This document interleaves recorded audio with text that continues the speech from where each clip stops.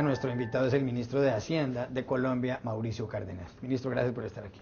Gracias, Juan Carlos, un gusto como siempre. Ministro, está usted aquí en esta ciudad en el foro sobre los desafíos de la clase media en América Latina organizado por el Banco Mundial y el diario El País de Madrid. Y básicamente la gran pregunta que se han hecho en este foro es, en un continente como en una región como es América Latina, en donde en la última década 70 millones de personas han salido de la pobreza y han empezado a engrosar la clase media, ¿cómo se les puede satisfacer las necesidades? Porque los servicios públicos no son tan buenos como en Europa, las carreteras son deficientes, los puertos son malos, el funcionamiento de los celulares no es el mejor. La clase media de América Latina es la gran oportunidad que tenemos, porque es lo que nos permite pues, mantener dinámicas las economías ahora que la economía global se está desacelerando, que hay tantos problemas en la China, hay problemas también en Estados Unidos. Dependemos más de ese mercado interno y haber logrado que 70 millones de latinoamericanos ingresen a la clase media, pues es lo que nos permite mantener buenas tasas de crecimiento. Sin embargo, eso vino de la mano de un enorme esfuerzo fiscal, porque buena parte de los latinoamericanos que entraron a la clase media lo hicieron sobre la base de transferencias, apoyos, recursos presupuestales para reforzar los ingresos de las familias.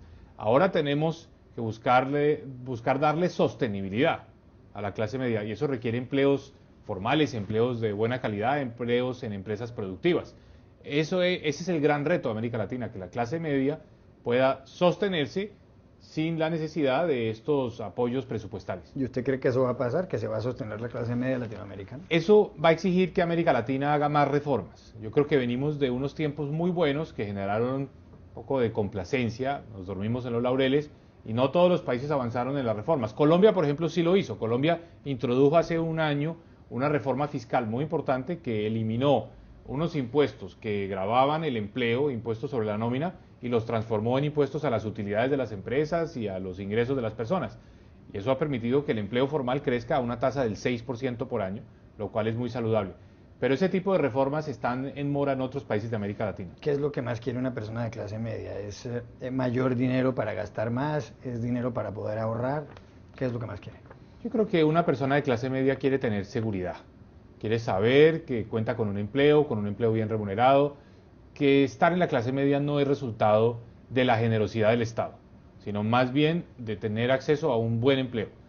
Para eso, pues es indispensable que la economía marche bien, que tenga un buen ritmo de crecimiento, pero también que nuestras empresas sean competitivas, que nuestras empresas hoy en día puedan enfrentar este mundo globalizado. De manera que ese es el gran reto. ¿Qué quiere un latinoamericano de la clase media?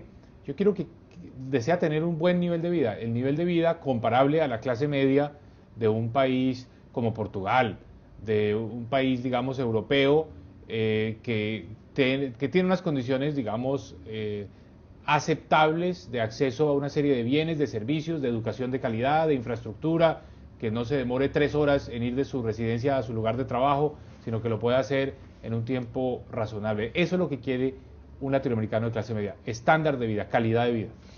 Más del 30% de los ciudadanos de América Latina están en la clase media. Eso es muchísima gente.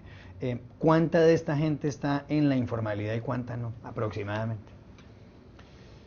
La informalidad es el principal problema de América Latina. Yo diría que 2/3 partes, tanto de los trabajadores de América Latina, se ocupan en oficios donde no tienen ninguna seguridad que al día siguiente van a tener el mismo ingreso.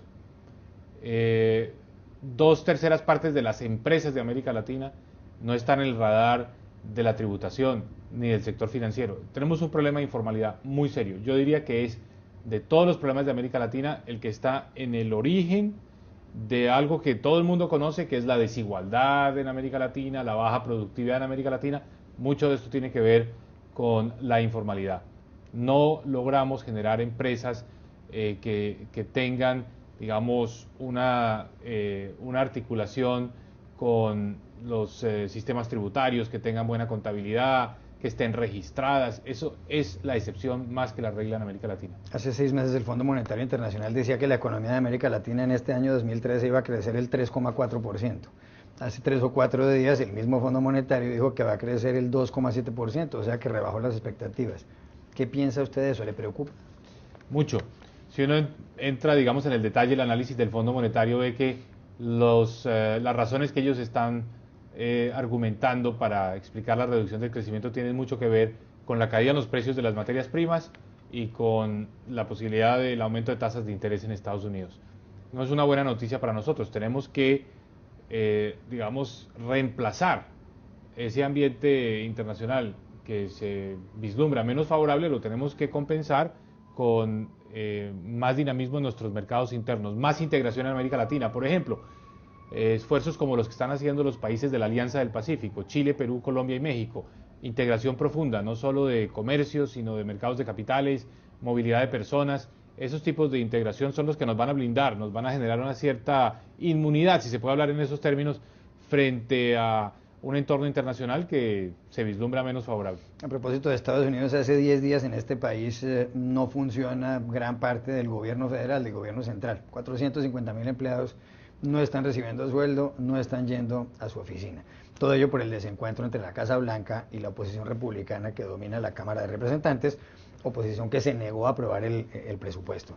Pero es que la cosa puede ser peor el 17 de octubre a medianoche, porque si no llegan a un acuerdo, y si no se aumenta el techo de la deuda de este país, es decir, si no se puede endeudar Estados Unidos hasta en 16,7 billones de dólares, 16,7 millones de dólares, Estados Unidos por primera vez en la historia entraría en cesación de pagos, en suspensión de pagos. ¿Qué tanto le inquieta eso de llegar a producirse? Tal vez fue Winston Churchill que dijo en algún momento que Estados Unidos siempre hacía lo correcto. Lo que pasa es que espera hasta el último minuto y hasta que se hayan agotado todas las alternativas. Entonces yo estoy seguro que en la noche del 16 seguramente se va a producir alguna noticia de arreglo, de entendimiento entre republicanos y demócratas. Pero el tema es serio. Los ministros de finanzas de todo el continente americano, desde Canadá hasta Argentina, nos reunimos con el secretario del Tesoro de Estados Unidos y le hicimos ese planteamiento. Le dijimos, sabemos que son problemas internos de los Estados Unidos, pero esto tiene efectos colaterales. Y para una región tan integrada, tan interdependiente con los Estados Unidos como es América Latina, pues si aquí se incumple el pago de la deuda o se produce una caída, un recorte súbito del gasto público que desacelera la economía, todo eso nos va a costar a nosotros. De alguna manera los países de América Latina podemos acabar pagando los platos rotos. ¿Qué podría hacer América Latina en caso de que llegara a ocurrir a eso? En caso de que llegara a Estados Unidos a entrar en suspensión de pago, ¿o usted no quiere ni siquiera imaginarse? No me quiero ni siquiera imaginar ese escenario porque sería devastador. Los mercados financieros internacionales perderían ese piso, ese sustento que ha tenido el papel del Tesoro americano por décadas, si no siglos, de ser el papel más seguro sobre el cual están edificadas, digamos, todas las tasas de interés de la economía mundial. Yo creo que Estados Unidos lo va a hacer, pero valió la pena, fue un esfuerzo importante y creo que fue un mensaje bien recibido que las autoridades económicas de Estados Unidos supieran que los países de América Latina estamos preocupados y que la disfuncionalidad política de Washington tiene repercusiones que van más allá de la frontera de los Estados Unidos y que pueden afectar a otros países. ¿Usted no siente que esto es como el mundo al revés? Llevamos años y años, casi siglos, en los que Estados Unidos dice que los países que están del Río Grande hacia la Patagonia son una especie de países bananeros, muchos de ellos, cuando resulta que creo que esto no ha pasado en ninguna parte de América Latina. ¿No es el mundo al revés? ¿Ustedes pidiéndole seriedad a Estados Unidos? Sí, yo me siento viviendo en otra época, porque hasta hace muy poco los Estados Unidos eran los que criticaban a América Latina por falta de coherencia en el manejo de sus políticas, déficit fiscales excesivos, falta de cohesión en el escenario político para buscar, digamos, unos consensos básicos para producir reformas y para administrar la economía. Y ahora todo eso parece ser cierto, pero es en los Estados Unidos. Y los que venimos a decirlo somos los latinoamericanos, que les decimos, mire, tenemos unas economías con una situación fiscal muy sólida, muy consolidada. La deuda pública en un país como Colombia es de apenas el 30% del Producto Interno Bruto. Aquí está en los Estados Unidos cerca del 100%. En fin, el mundo está, digamos, patas arriba.